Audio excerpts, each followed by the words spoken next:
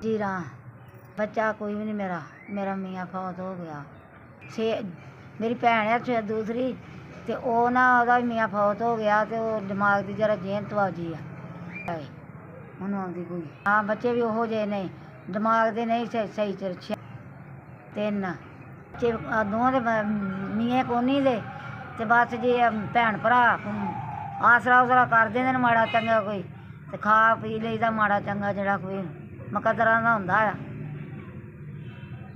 ਮਕਤਬ ਹੁਣ ਕੀ ਕਰੇ, ਬਿੱਲ ਵੀ ਆਉਂਦੇ ਨੇ, ਫਿਰ ਦੇਣੇ ਪੈਂਦੇ ਨੇ ਬੱਤੀਆਂ ਦੇ, ਘਰ ਦਾ ਮਾੜਾ ਚੰਗਾ ਬਾਲ ਕੋਈ ਦਵਾ ਲਿਆ, ਆਪਣੀ ਲਿਆ, ਆ ਵੀ ਠੀਕ ਨਹੀਂ ਰਹਿੰਦੀ ਜਦੋਂ ਕਿਸੇ ਜਿਹਾ ਮੈਨੂੰ ਹੋਇਆ ਧੱਕਾ ਲਾਈਦਾ ਕਿਸੇ ਕੋਲ ਮਾੜਾ ਚੰਗਾ ਕੋਈ ਵਿਚਾਰ।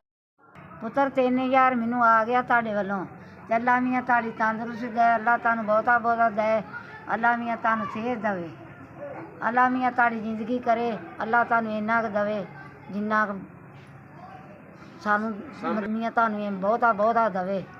ਅੱਲਾ ਮੀਆਂ ਪੈਸਾ ਤੇ ਲਾਜ ਰਿਜ਼ਕ ਦੇਵੇ ਕਿ ਮਦਦ ਕੀਤੀ, ਅੱਲਾ ਤੁਹਾਨੂੰ ਇੰਨਾ ਕੁ ਦੇਵੇ ਰਿਜ਼ਕ।